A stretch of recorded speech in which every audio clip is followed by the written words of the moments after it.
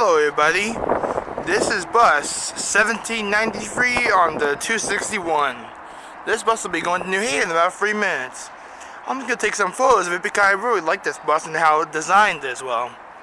The livery is designed in a gray and blue format with the CT transit text on the front to identify where it's from. The numbering right there, 1793, identifies what bus it is. License plate 23488. And the bus is pretty special itself. I have to get some good stuff of it, you know?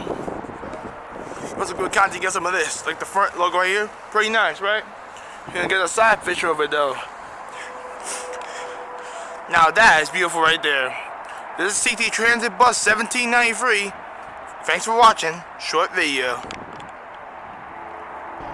That is all the content I have for you today. Thank you for watching Transit Genius. And I'll see you guys in the next video. Make sure to like and subscribe, and I hope you enjoyed the video.